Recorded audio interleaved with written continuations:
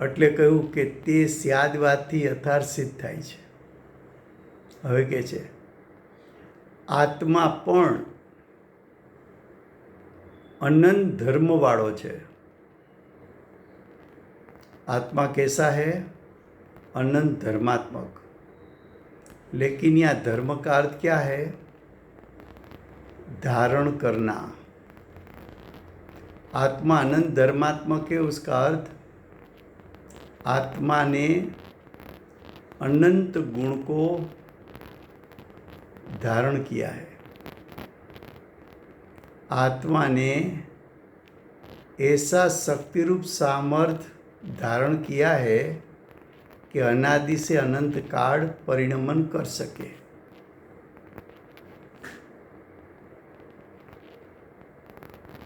तो आत्मा तेरा ज्ञायक कैसा है? अनंत गुणों को धारण करने वाला, अनादि से अनंत काल की पर्याय को कर सके ऐसा शक्ति रूप सामर्थ्य को धारण करने वाला. शो कहो?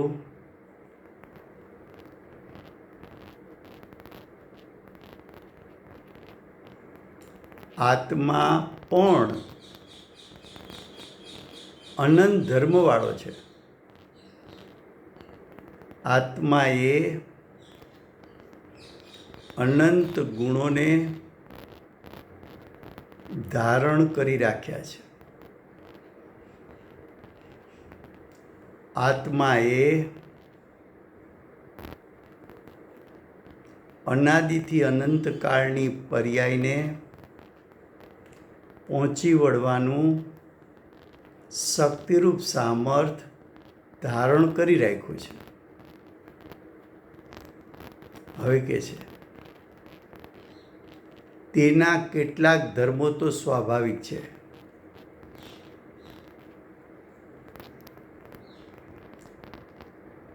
તેના કેટલાક ધર્મો તો સ્વાભાવિક છે એનો અર્થ શું?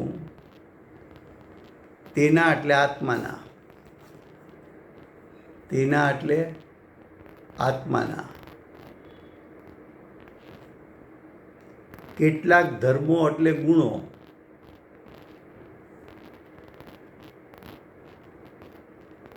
કેટલાક એટલે અનંત. કેટલાક એટલે અનંત. આત્માના અનંત ગુણો તો સ્વાભાવિક છે એટલે એનો સ્વભાવ છે.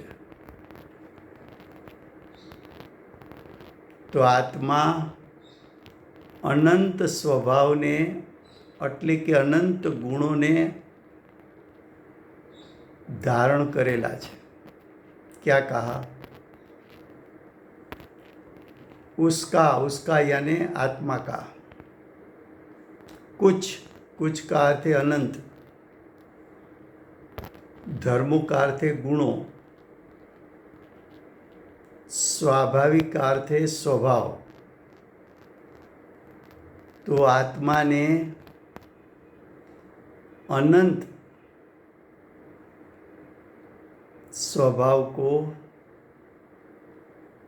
धारण किया हुआ है. और कुछ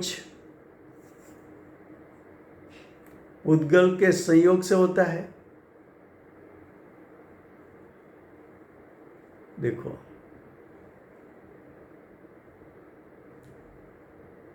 कुछ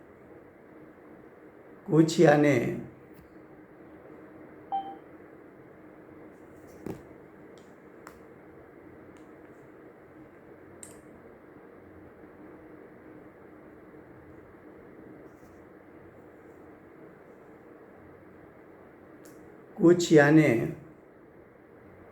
जो चार गति रूप पर्याय है, तो चार गति रूप पर्याय तो अनादि से चली आती है. तो अनादि से वर्तमान तक अज्ञानी की पर्याय पुद्गल के संयोग से होती है. पुद्गल का संयोग, उसका अर्थ कर्म का उदय. पुद्गल का अर्थ क्या है? कर्म का उदय, दूसरा शरीर संयोग से असमान जाति द्रव्य पर्याय उत्पन्न होती है। तो ये पर्याय की योग्यता है। पर्याय की ओर से देखा जाए तो आत्मा में ऐसी योग्यता है और ऐसी पर्याय की योग्यता आत्मा ने धारण करके रखी है।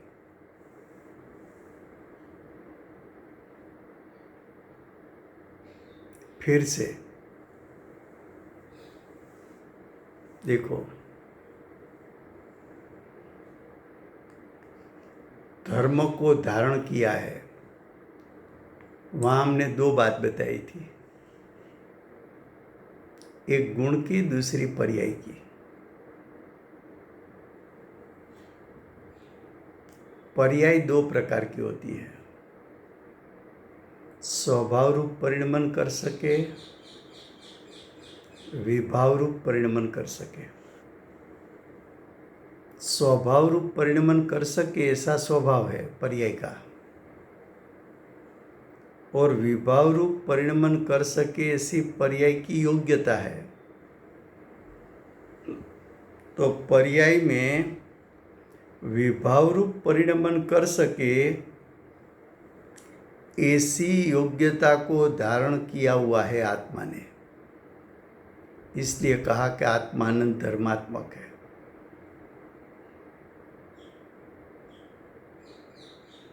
फिर से गुजराती में देखो,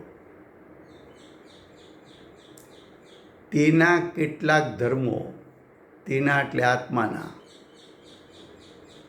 કેટલાક એટલે અનંત, ધર્મો એટલે ગુણો,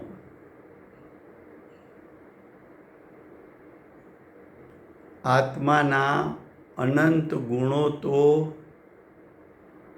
સ્વભાવ છે। હવે જો પર્યાયને સમજવી થોડી કઠિન છે। જો શું કહે છે, અને કેટલાક એટલે अनंत, अनादि से आज तक, अज्ञानी की पर्याय पुद्गल के संयोग से होती है। कर्म के उदय में जुड़ जाए तो मोह राग द्वेष उत्पन्न होता है। तो मोह राग द्वेष हो सके ऐसी पर्याय में योग्यता है।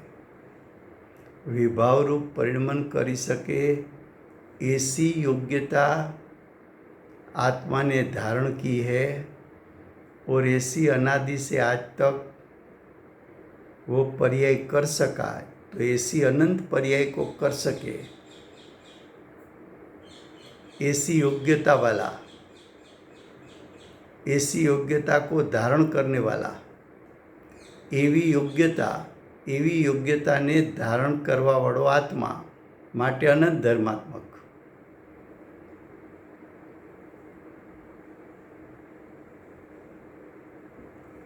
तो के छे पुद्गल के संयोग से होता है।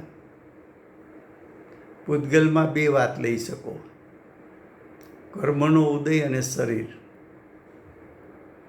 कर्मना उदय में जोड़ाणो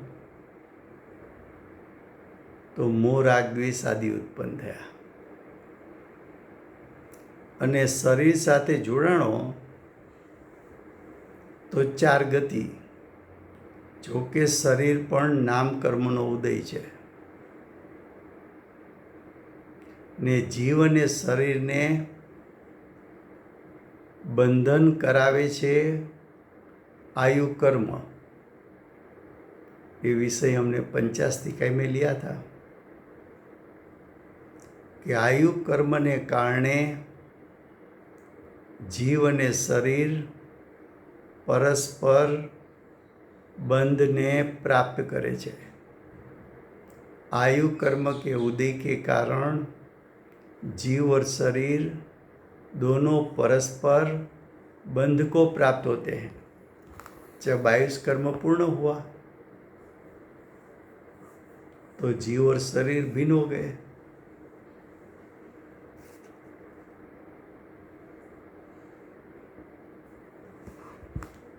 अब देखो आगे,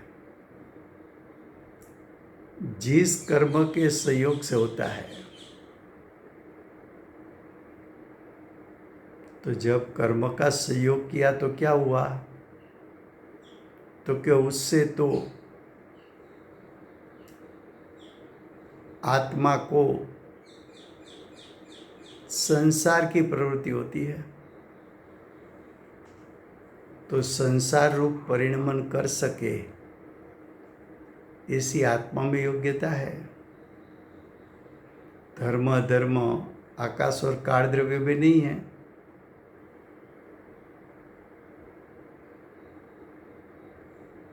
संसार का अर्थ चार गति, संसार का अर्थ असमान जाति द्रव्य पर्याय को धारण करना, संसार का अर्थ 5 प्रकार का परावर्तन करना, संसार का अर्थ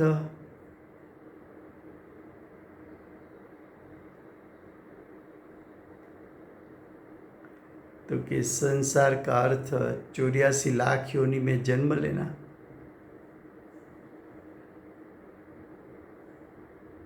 तो ये कर्म के संयोग से होता है। શું કહ્યું? કર્મના સંયોગથી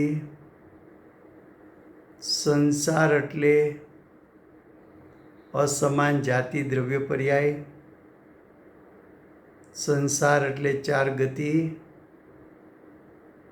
સંસાર એટલે 5 પ્રકારના પરાવર્તન, સંસાર એટલે 84 લાખ યોનિમાં જન્મ, એની પ્રવૃત્તિ થાય છે।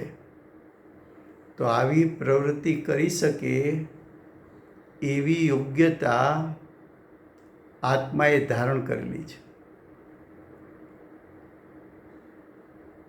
માટે એને અનંત ધર્માત્મક કહ્યો। હવે આગળ કહે છે, और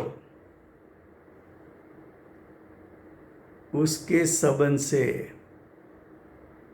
सुख दुख आदि होता है। कर्म का संयोग किया, 4 गति मिला, तो 4 गति में इंद्रिय सुख और इंद्रिय दुख उसका वेदन होता है। क्या कहा? શું કહ્યું કે 4 ગતિ કર્મના સંયોગથી ઉત્પન્ન થઈ, તો 4 ગતિમાં ઇન્દ્રિય સુખ અને ઇન્દ્રિય દુઃખ એનું વેદન થાય છે। અને એવા કર્મના સંયોગમાં ઉત્પન્ન થયેલા મોહ રાગ દ્વેષ, કસાય નો કસાય એટલે ક્રોધ માન માયા લોભ આદિ,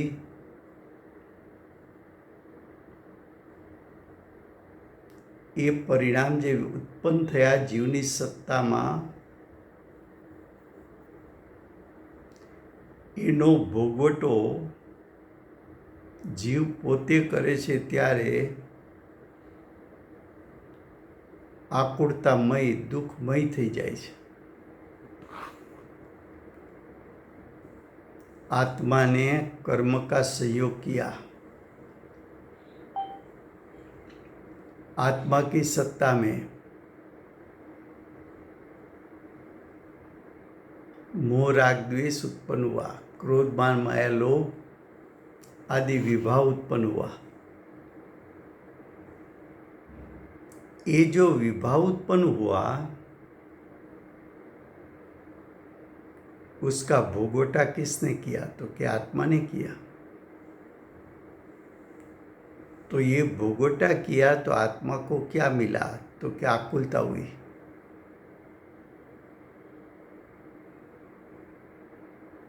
ये आकुलता संसार है, संसार दुखमय है। आकुलता यानी दुख।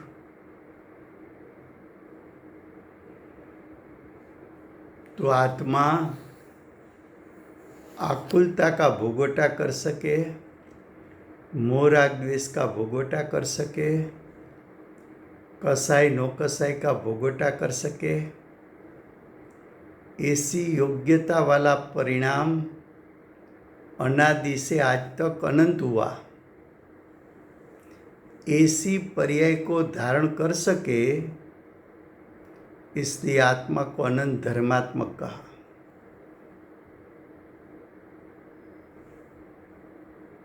देखो अब आगे,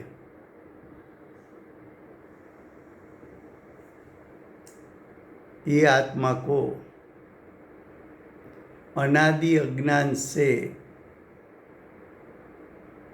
पर्याय बुद्धि है। जो संसारी जीव है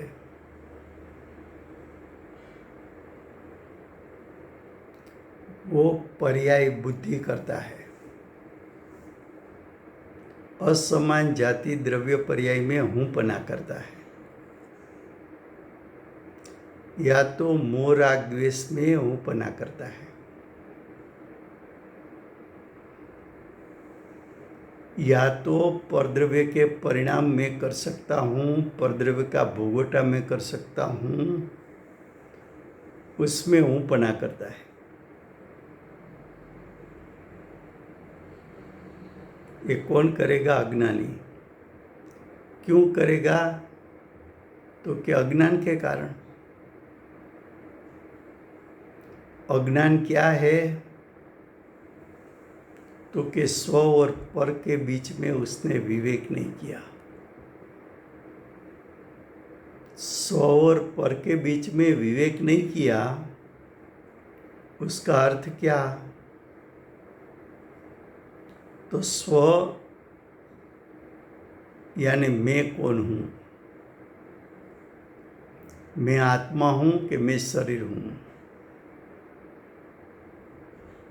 शरीर चेतनवंत है कि अचेतन है?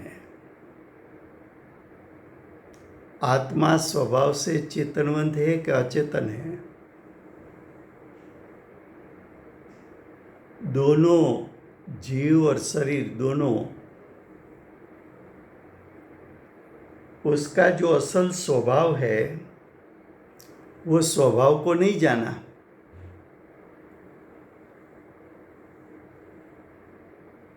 स्वभाव को नहीं जाना, इसलिए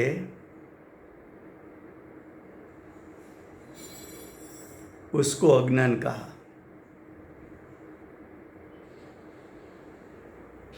શું કહ્યું ગુજરાતીમાં? આ આત્માને, આ એટલે અજ્ઞાનીનો આત્મા, એટલે આપણો આત્મા। તો કે અજ્ઞાનીના આત્માને અનાદિથી અજ્ઞાનથી, અજ્ઞાની આત્માનું અજ્ઞાન ક્યારથી ચાલ્યું આવે છે? તો કે અનાદિનું છે।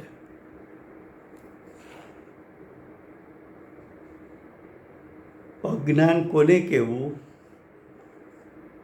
તો કે સ્વ પરનો વિવેક ન કર્યો। સ્વ પરનો વિવેક ન કર્યો એટલે શું? આત્માને આત્માના સ્વભાવપણે ન જાણ્યો, શરીરને શરીરના સ્વભાવથી ન જાણ્યો। આત્મા ચેતનવંત છે, શરીર અચેતન છે એમ ન માન્યું।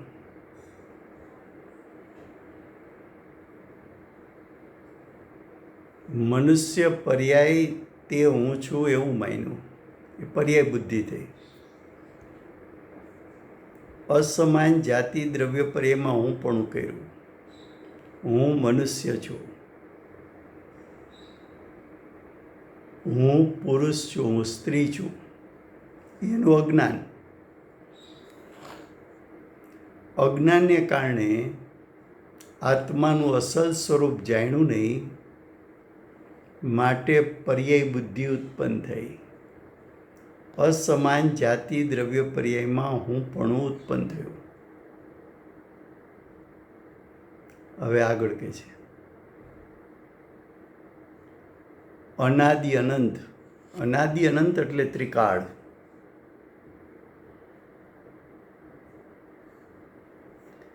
ત્રિકાળ એક કહેતા જે અનંત ગુણાત્મક છે, એક કહેતા જે અનંત શક્તિનો પિંડ એવો એક છે, એક કહેતા અખંડ જેમાં ભેદ નથી, જેમાં ભેદ નથી, જે અખંડ છે, એક રૂપ છે, અનંત ગુણાત્મક છે, જે એક જ્ઞાયક સ્વભાવ છે, એ સ્વભાવ અનાદિ અનંત કહેતા ત્રિકાળ છે.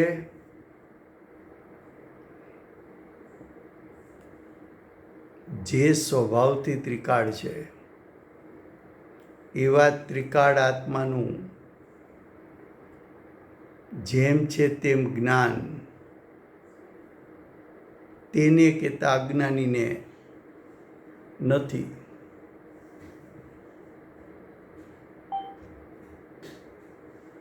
क्या कहा? अनादि अनंत. अनादि अनंत का अर्थ है त्रिकाल,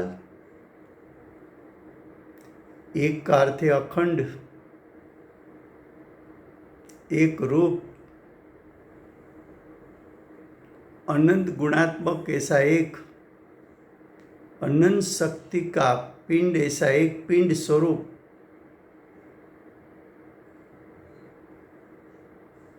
उसको एक कहा.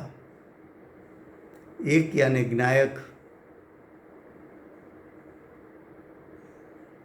त्रिकाल, अखंड, एक रूप, रहने वाला, आत्मा का ज्ञान यानी ज्ञायक का ज्ञान,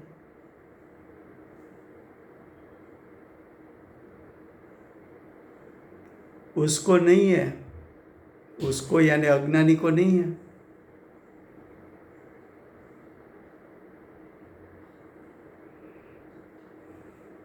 ख्याल में आता है? ऐसा ज्ञान नहीं किया.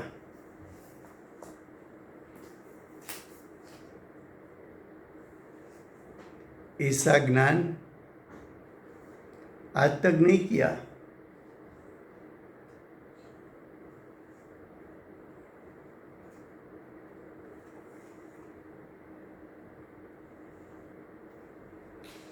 अब देखो आगे क्या कहा.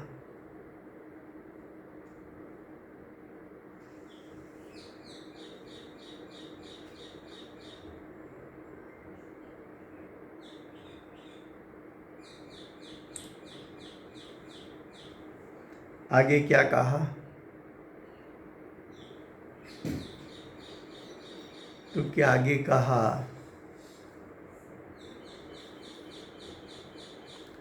उसको बताने वाला,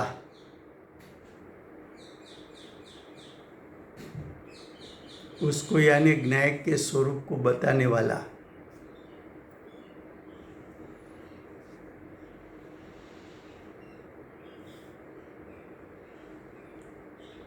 ज्ञायक का स्वरूप बताने वाला, सर्वज्ञ को, सर्वज्ञ का आगम यानी सर्वज्ञ का ज्ञान,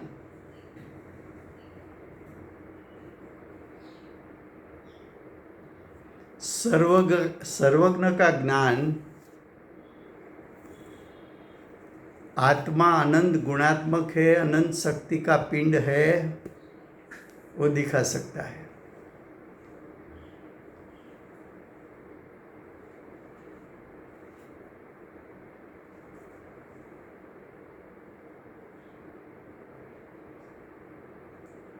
जो सर्वज्ञ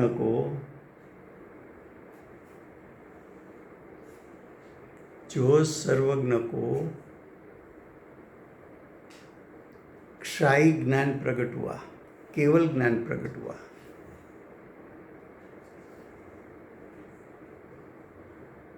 अर्यंत और सिद्ध परमात्मा ने केवल ज्ञान से आत्मा का स्वरूप को जाना।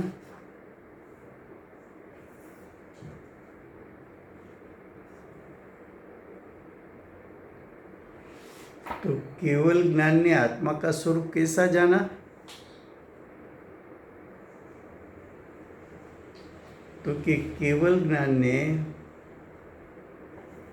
आत्मा का स्वरूप जाना कि वो अनादि अनंत यानी त्रिकाल है। उसने ऐसा जाना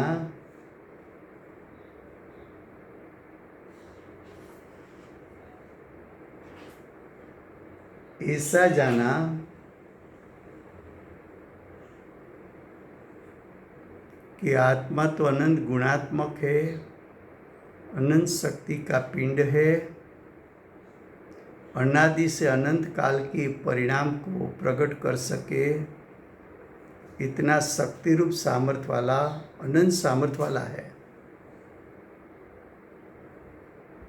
ऐसा सर्वज्ञ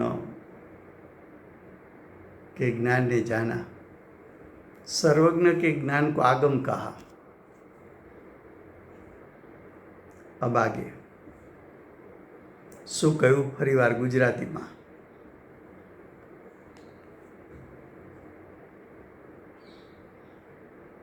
કે તે બતાવનારું સર્વજ્ઞનું આગમ છે। તે એટલે આત્માનું અનાદિ અનંત, એટલે કે ત્રિકાળ।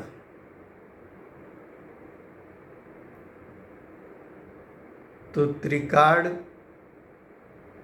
अनंत गुणात्मक आत्माનું સ્વરૂપ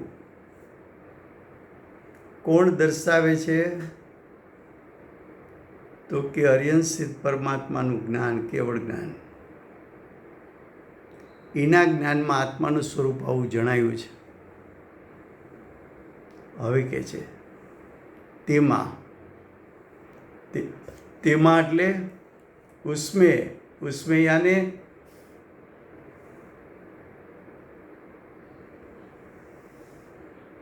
जो केवल ज्ञान हुआ, जो क्षाई ज्ञान हुआ,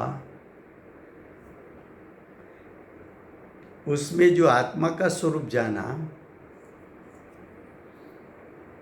वो आत्मा के स्वरूप में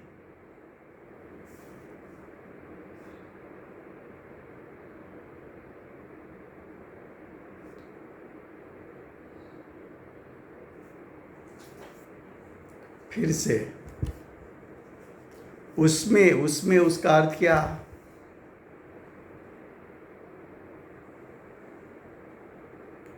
तो कि केवल ज्ञान ने जो आत्मा का स्वरूप जाना, तो जो आत्मा का स्वरूप जाना उसमें शुद्ध द्रव्यार्थिक नहीं से ऐसा दर्शाया है कि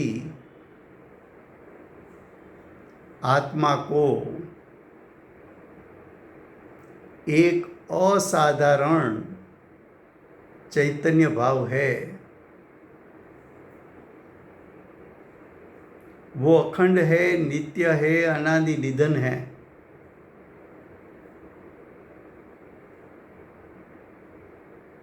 क्षाई ज्ञान ने तो युगपद आत्मा का स्वरूप जान लिया।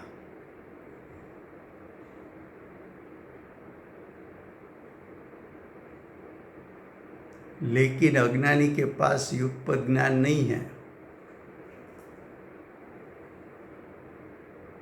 तो ज्ञानियों ने भेद करके ज्ञाय का स्वरूप बताया। भेद करने के लिए ज्ञानी ने दो नई का प्रयोग किया, एक शुद्ध द्रव्यार्थिक नहीं,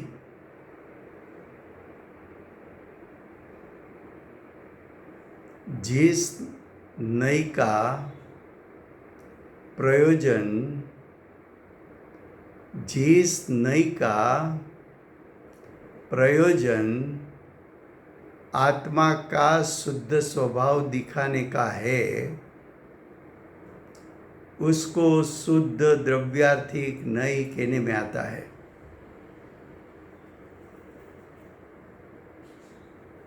फिर से, जिस नई का प्रयोजन आत्मा के शुद्ध स्वभाव को दर्शाने का है, उसको शुद्ध द्रव्यार्थिक नई कहने में आता है। जो नई शुद्ध द्रव्य स्वभाव की ओर ले जाए, वो शुद्ध द्रव्यार्थिक नहीं।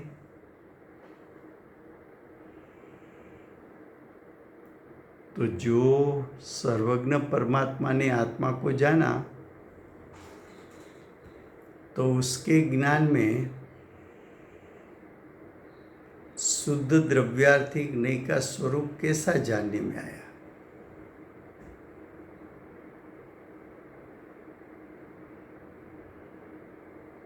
तो कि उसमें ऐसा जानने में आया कि आत्मा का असाधारण यानी दूसरे द्रव्य में न हो ऐसा चैतन्य भाव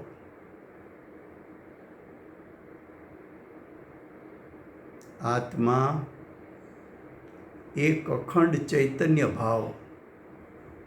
और चैतन्य भाव कैसा है? अखंड। और चैतन्य भाव कैसा है? नित्य।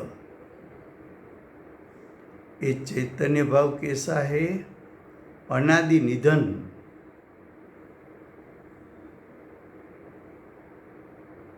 उसको जानने से, उसको यानी असाधारण चैतन्य भाव के जो अखंड है, नित्य है, अनादि निधन है, उसको जानने से पर्याय बुद्धि का पक्षपात, जो तूने पर्याय में हूँपना किया था, जो तूने असमान जाति द्रव्य पर्याय में हूँपना किया था, वो हूँपना मिट जाता है। असमान जाति द्रव्य पर्याय में हूँपना किया था, वो छूट जाता है, उसका त्याग हो जाता है। तो तुझे सम्यक दर्शन की प्राप्ति हो जाएगी। राजू भाई, चैतन्य भाव जरा एक संज्ञा देते हैं। आत्मा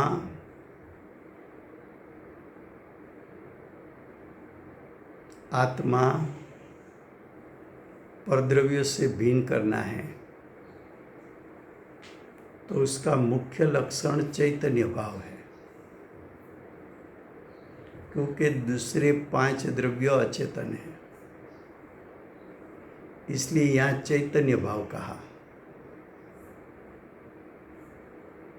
चैतन्य भाव आत्मा में अभेद है, तो पूरा आत्मा चैतन्यमयी है। जैसा हम ज्ञान को अभेद करके आत्मा को ज्ञायक कहते हैं, जैसा ज्ञायक अनंत गुणात्मक है, ऐसा चैतन्य भाव भी अनंत गुणात्मक है। लेकिन चैतन्य भाव से क्यों बात शुरू की? तो कि दूसरे 5 द्रव्य तो अचेतन है, तो पर से भिन्न पड़ना है।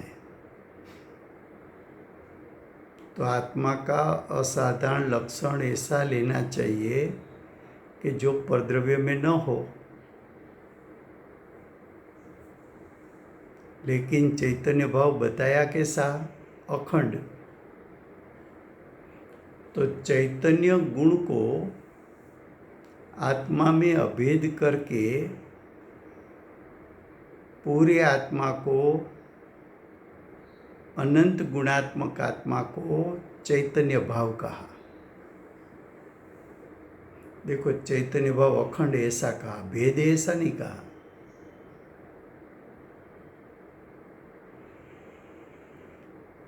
तो जो चैतन्यमयी अनंत गुणात्मक जो सत्ता है वो अखंड है, नित्य है, अनादि निधन त्रिकाल है।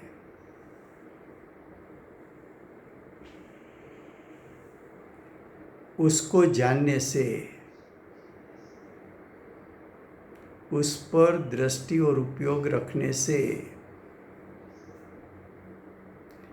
पर्याय बुद्धि का पक्षपात मिट जाता है। मैं मोही हूँ, रागी हूँ, द्वेषी हूँ, क्रोधी हूँ, एक समय की पर्याय जितना हूँ, एक पक्षपात मिट जाता है। मैं मनुष्य हूँ, असमान जाति द्रव्य पर्याय रूप हूँ, तो पर्याय में हूँ पना करना वो तो मिथ्यात्व ने अज्ञान है। जब नायक का स्वरूप जाना, उसी समय जीव को पर्याय बुद्धि छूटने से सम्यक दर्शन की प्राप्ति हुई, अज्ञान छूटने से सम्यक ज्ञान प्रकट हुआ। और सम्यक दर्शन सम्यक ज्ञान के साथ चारित्र भी सम्यक होता है, तो मोक्ष मार्ग प्रकट हो गया।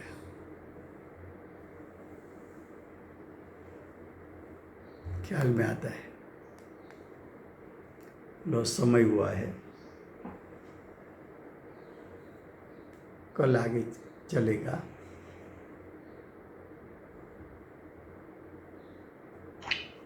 Thank you Rajubhai, thank you.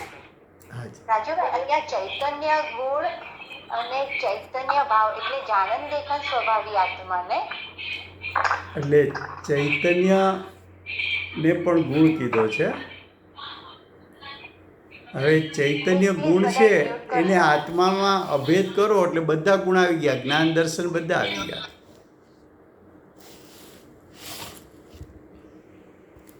કાલે લેશું આપણે આગળ। પ્લીઝ રાજુભાઈ, પેલા ચૈતન્ય ગુણ અને ચૈતન્ય ભાવ એક પ્લીઝ સમજાવશો કાલે? હા હા, ઓકે, થેન્ક યુ। વિજયભાઈ, જય હો બોલાવો છો? હા, हम भक्तों तारणहार श्री काहन गुरुदेवनो जय हो। श्री प्रसन्न मूर्ति पूज्य भगवती मातनो जय हो। जिनवाणी मातनो जय हो। वर्णपुरी तीर्थ धामनो जय हो। 1008 વાર सूर्य कीर्ति भगवान नो जय जयकार, जय जयकार। माताजी को ज्ञान बोले सूर्य कीर्ति भगवान नो जय जयकार, जय जयकार। जम्बूद्वीप मध्य विराजमान थनार सर्व जिनेन्द्र भगवंतो नो जय हो। श्री बाहुबली भगवान नो जय हो। श्री देवेंद्र कीर्ति गंधर भगवान नो जय हो। वाला कुंद आचार्य देव नो जय हो। ना भूतो ना भविष्य दे श्री अमृतचंद्र आचार्य देव नो जय हो। श्री समय सार जिनवाणी मात नो जय हो। थैंक यू राजू भाई। जय